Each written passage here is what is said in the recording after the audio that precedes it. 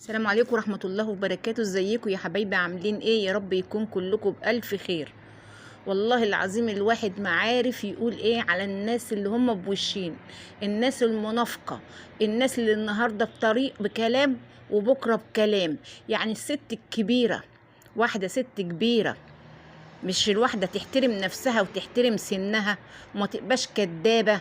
لا حول ولا قوة إلا بالله العلي العظيم. هقول لكم رأيها إيه دلوقتي في مدام هناء، وقبل كده رأيها إيه في مدام هناء.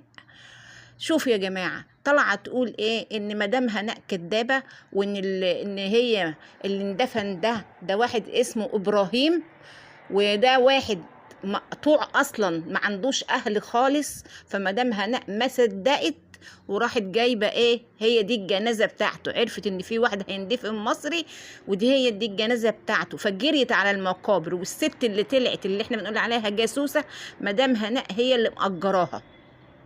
وقبل كده شوفوا بقى، قبل كده بكم فيديو كده راحت بنفسها المستشفى عند مامة طليق مدام هناء، راحت المستشفى تطمن على مامة طليق مدام هناء. طب نرجع شوية كده لورا نشوف كانت بتقول ايه. هي الست دي اللي طلعت وقالت ان طليق مدام هناء ان في ناس قابلوها من البلد، لان هي ساكنة جارتهم هناك تقريبا في بلد جنب بلدهم، او جنب يعني في مكان قريب من المكان اللي طليق مدام هناء ساكن فيه. هي اللي قالت ان في ناس قابلوها من البلد جيرانهم وقالوا لها ده هو طلق هناء وهو متجوز واحدة تانية، وان الواحدة دي هتعمل له مشاريع في الغردقة، وواحدة غنية جدا وعندها عربية، وعربيتها بتيجي ما شاء الله محملة وبتاخد الأولاد تفسحهم في الغردقة ويعني بتاخد تجيب لهم هدايا كتير جدا، لكن هناء بتجيب لهم حاجات بسيطة. ودلوقتي بقت مع طريق مدام هناء واخوات مدام هناء. وقبل كده بكذا فيديو يا خرابي هي بردك اللي طلعت وقالت ان الناس بردك حكولها ان هو طلق مراته اللي هي ام الاولاد وخد منها العفش، واتكلموا عليها كلام وحش، وامه اتكلمت عليها كلام وحش، وربنا ينتقم منهم. وصعبت عليا مدام هناء وهي عماله بتبكي وبتعيط. انا بنبهك يا مدام هناء عشان انت صعبانه عليا، عشان انا بحبك. خدي بالك يا مدام هناء، ده بيضحكوا عليكي، ده هو خاين، ده هو قاعد معاكي عشان خاطر الكارت، ده هو خدك لحم ورماك عظم، ده لا حول ولا قوة إلا بالله العلي العظيم. والله حاجة تجنن. أنا ما أعرفش الناس إزاي بتبقى كده. ما أنت كنت بتشكري في مدام هناء، وخدي بالك ده متجوز عليكي، خدي بالك ده بيضحك عليكي، خدي بالك ده هو اتجوز واحده وهتسفره مش عارفه الغردقه وجابت له وعملت له، عشان كده هما مش سائلين فيكي ولا امه سائله فيكي ولا حد سائل فيكي. واخواته البنات بيضحكوا عليك وما بيحبوكيش وي يا خرابي. يا اخي عيب عليكي، ده انت ست كبيره، المفروض تبقي ست كبيره ومحترمه وما تطلعيش الكذب وتقول لك ايه انا ما بكذبش ابدا، انا ما بكذبش ابدا. انا بستغرب الناس كلها سايبه القنوات الكبيره اللي بتشتم في مدام هناء، الناس اللي هم متابعين هناء، اللي هناء صحراهم جايين يشتموني انا، وسايبين القنوات الكبيره اللي بتشتم فيها. لا حول ولا قوة الا بالله. عشان انت ست، الواحد مش عاوز يقول عليكي يعني كلمة وحشة، يعني الواحد مش عايز يقول عليكي كلمة وحشة. انت راجعي حضرتك فيديوهاتك وشوفي انت كنت بتتكلمي ازاي على هناء وبتقدمي لها النصيحة وبتقولي لها ان رضا ده كذاب استغفر الله العظيم مش عايزة اقول اسمه، لا اله الا الله.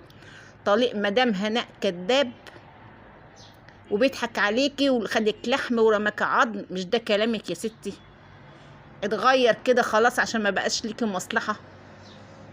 ولا انت مثلا الفلوس بقت تجيلك بالرز زي الرز يعني عشان كده غيرتي رأيك؟ بقت هناء وحشة دلوقتي؟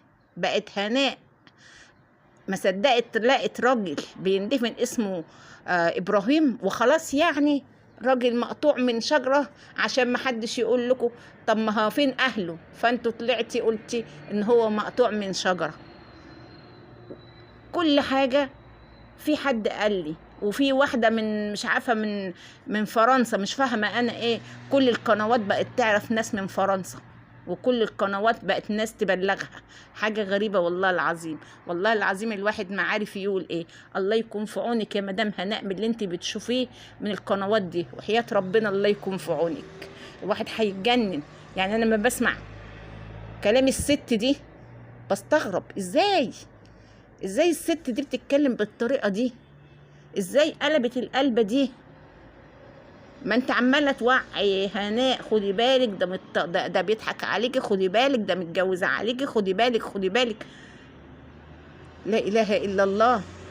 وبتشتمي في اهله، وبتقولي امه هي السبب اللي طلعت فضايع على طليقته، وهو اللي طلع، وعماله تنصحيه ما كانش يصح انك تطلع الكلام ده على ام بناتك، ما كانش يصح، ما انت يا ست اللي طلعت قلتي، ما انت اللي طالعه فاتحه الدنيا وتقولي الناس جيرانه هم اللي قالوا لي، مش سيادتك اللي قلتي الكلام ده؟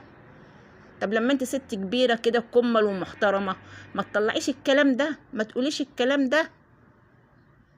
دلوقتي لما بقت مصلحتك معاهم خلاص كل الكلام ده اللي انت قلتيه اتنسى، وبقت مدام هناء اللي وحشة خالص، بتكذب على طول، كل كلامها كذب ونصابة وي وكل البلاوي الدنيا كلها في مدام هناء.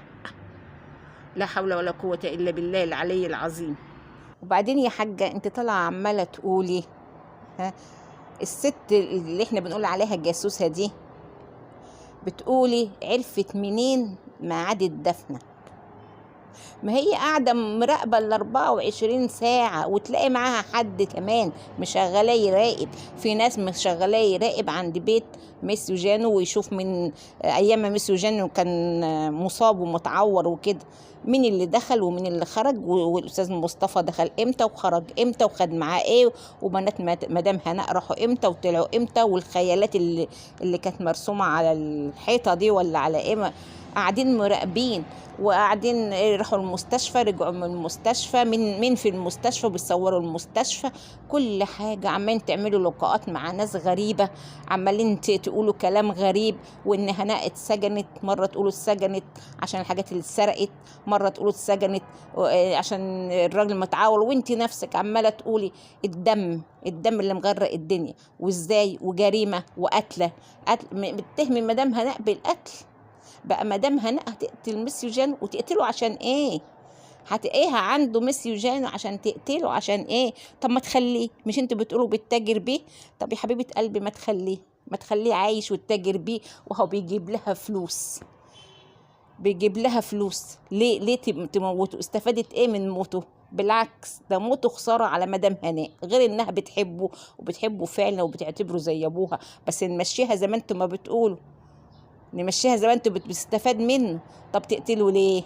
بتقولوا ده هي ولادها خدوا حاجات كتيرة من كتيرة ايه؟ هو الراجل حيلته حاجة يا جماعة؟ هو انتوا ما فيكمش عينين تشوف؟ لا حول ولا قوة الا بالله. بصي يا مدام هناء، افرحي وزغرتي وهيصي وافرحي كده ان ميسيو جانو الحمد لله والشكر لله اتدفن في المدافن، في مدافن المسلمين في فرنسا، اتدفن في مدافن المسلمين. افرحي كده، وخلي اللي يتغاظ واللي يتضايق، واللي مش عاجبه، واللي مش عاجبه واللي متهم ان ميسيو جانو ما اتدفنش يروح يبلغ. روح بلغ عندك البوليس، روح بلغ. وانت يا مفروض يا مدام هناء تروحي تبلغي، روحي بلغي فيهم ان هم بيتهموك ان انت دفنتي واحد تاني مش ميسيو جانو. يلا يا بنات بقى، الواحد استغفر الله العظيم.